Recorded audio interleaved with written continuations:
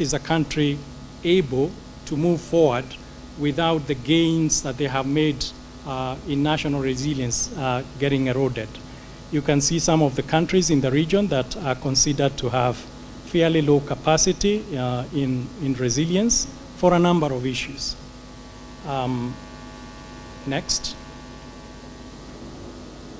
So if you are to really define resilience in a very simple way, you've got to look at the shocks and the stresses, the resilience capacities, and the well-being and the outcomes of the people that you're putting this into. So simply as the ability to manage adversity and change without compromising future well-being. Next study. So again, I think we looked at the ability and then the strategies to mitigate and adapt and be able to recover from these shocks and stresses. When you have a flood that has wiped out a community's homes and agricultural farms, just how long does it take for you to be able to get that community back on track and to be able to do effectively what they used to do and support their lives? That is key, and from a mapping perspective, that can also be put into context so that when you're planning for settlements and you know that Area X has persistently had flooding and Area X is also subject to looking at climatic patterns going to become more and more flooded, then you really got to rethink the future of that community residing in that area. Next. So you can look at resilience in terms of livelihoods, the systems that we are talking about here in terms of social systems, and then the people. If these technologies that we are talking about here don't talk about people, then I think we have failed a great deal. So let's think about what people element is in every other proposal and discussion that we will have in this forum this particular week. Next study. So I will not go into this in detail, but again, the picture is very live in our minds. Areas that have persistently required humanitarian aid, whether this is in terms of food aid or other types of aid in the region. And these are areas that call for us to rethink the way we build the resilience around our peoples and communities. It is probably easy to think that because I don't live in one of the areas where the big balloons are,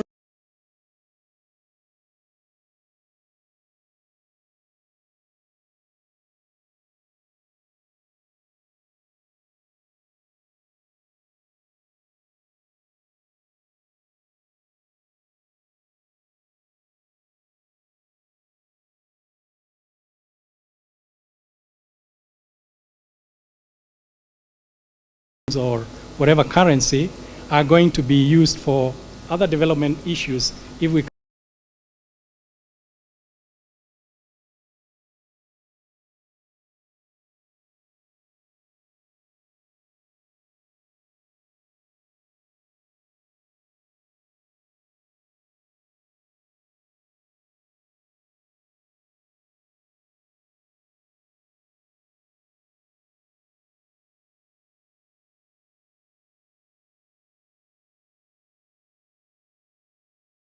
new areas to settle. Nairobi is not what it used to be 10 years back. Then regional cooperation. I think our colleague just mentioned that we shouldn't lose the opportunity to really make sure that we cooperate, and instead of doing things in silos, we make sure that we add synergies. What you do and PASCO or ESRI can add value into it, then we need to think of that as a matter of building regional cooperation. Then the capacity, the region's capacity to address critical issues like health threats and conflicts that are from other issues. The barriers to trade and investments, some of the problems that we are talking about here could as well be very easily solved by trade and investments. if somebody feels that they can trade freely within the East African community, they have very little time to think about conflict within the region. So that becomes one way to think about also building resilience of our time. Then, of course, other issues about counter-terrorism and violent extremism. Next, Teddy. So I think we talked about the partnerships. We can skip this. The way to really go about this programmatically, region by region or element by element. Just go next. The emerging priority issues, we talked about that. Next. And then what is one of the agency's main focus at the moment? If you've worked with the agency, I think you've seen the paradigm shift towards also focusing more on issues to do with climate change and how climate change relates to all these other vulnerabilities that we are talking about. Next.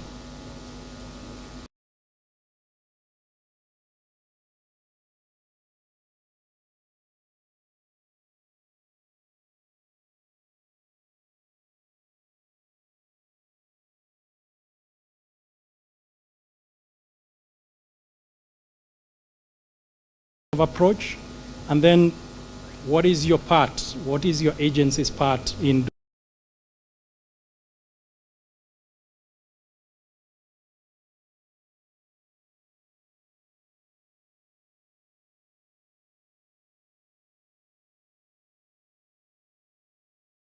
So finally, looking at this from, I think the whole aim of this presentation was really to broaden our scope in terms of thinking that the technologies are great and they are important, but bring those technologies to a development context and make sure that you look at the development issues that your neighbor is going through and the region as a whole needs to sort out. Then that technology, Earth observation, GIS, and everything else becomes incredibly important in addressing the issues that we are talking about. I think you should be headed to the final one. Thank you, and if I messed up, please refer to Chihenyo. If you have questions, also make sure you ask Chihenyo. Thank you.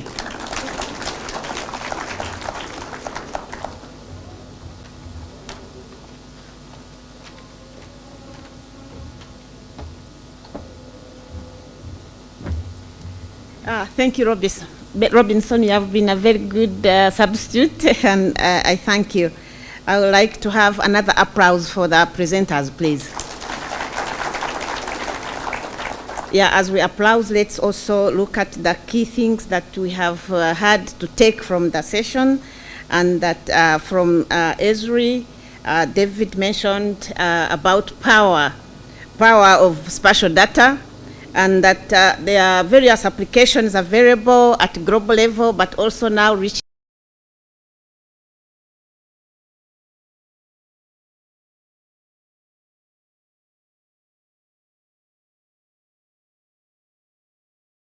that it is looking at understanding the complex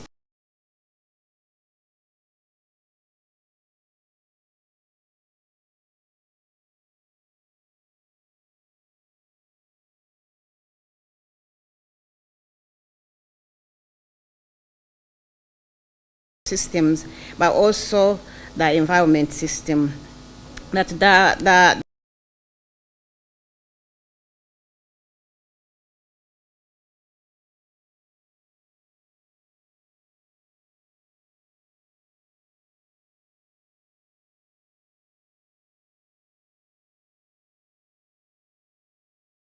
here in these sessions this week, and that there has to be a key eye on the resilience matrix that brings different stakeholders to tackle or to handle these issues. And that amidst of that, there is a key issue of population growth, of course related to stress. and that we are really looking at harnessing the dividend of the youth. We would not call them a problem, otherwise it is not wise, since we are looking at the youth as a resource in the area of tackling the issues of resilience. And the key issue of conflicts has also come, and it is also related to really security. Conflicts and security was highlighted, and we should also go back with a message about capacity, not just deficiency, but also that the capacities that we have in the region that are growing ever and ever. And that amidst of all that, I think what came out from the presentations were the people, that this conference brings at the forefront the people, both in the technologies, but also in the beneficiary area of the technology. Thank you so much.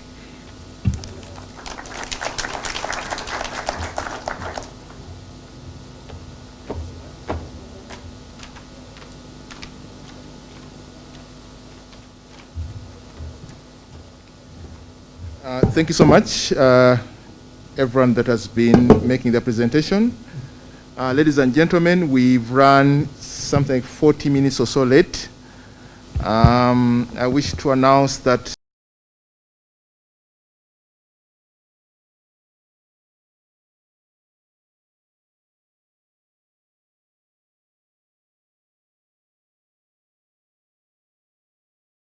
before that, we'll have a photo session.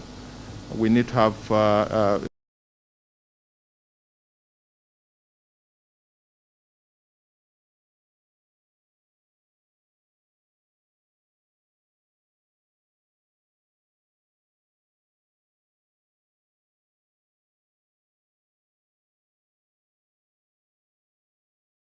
in the conference hall on the thematic area of agriculture and food security, and the partner leads FAO and DRSRS, and the other session, which is parallel to that, is on the thematic area of water resources and blue economy.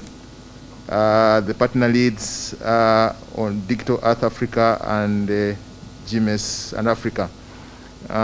Our ushers will be there to direct you. But as I say again, find time to look at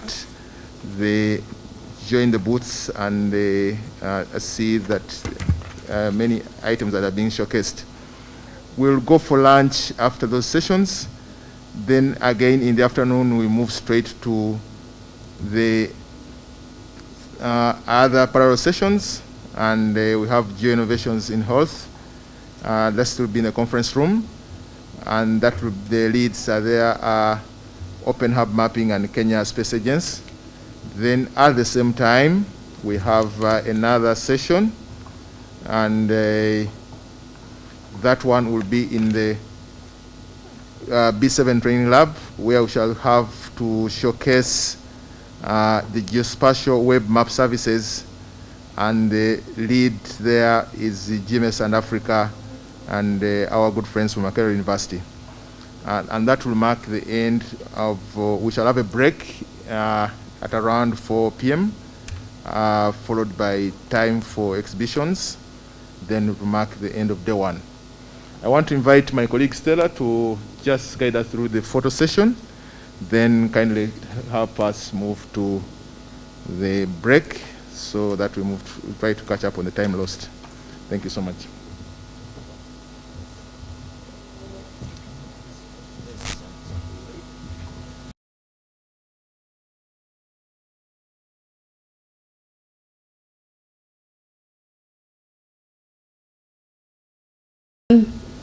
How are you doing? Thank you for your patience, and we hope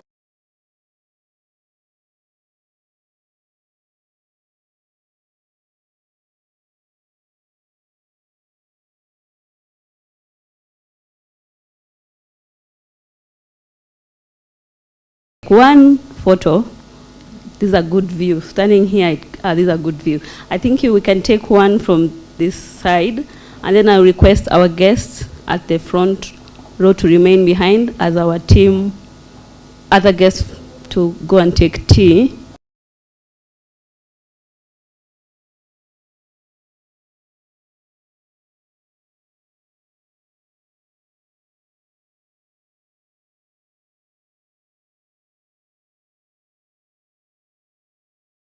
Will attend because we have different sessions that will be attending at different places. So please get a program, a hard copy program, or you can visit Hubilo. We have an app and check the program there so that we can all keep time and be at the right place or where we need to be. And also to emphasize, I encouraging the photographer to come here while I'm continuing to talk. That way we save time. Thank you.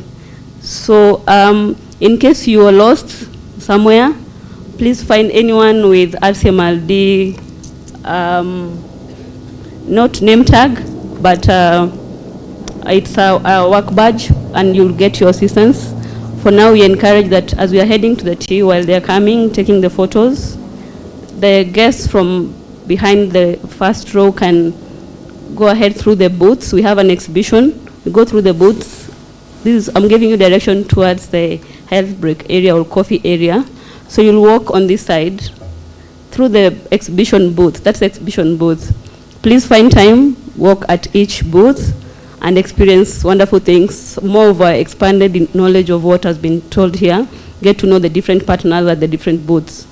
While you're walking through the booths, you will walk outside the booth, this main booth, and go to the long rectangular tent, where that's where you'll get your coffee and snack and just network. So we encourage that we use this time for health break to do networking. You visit the exhibition booths, and also you take your tea. After that, you take this, your program, and then choose the session you want to go and attend to. But all the presenters on the program, please make sure you are in those rooms. Don't go any other place. If you're a presenter and you're listed in the program, please kindly, if possible, go there 10 minutes before the other guests come to that room. We kindly request for that. In case you have any question, please approach any of us and you'll get assistance. And for drinking water, I know we are thirsty and we apologize that the waters are not on your where you're sitting, because you don't have tables, but we've put drinking waters outside here. So we are not using plastic water bottles, we are using glass water bottles. So please go outside at the registration desk and grab it.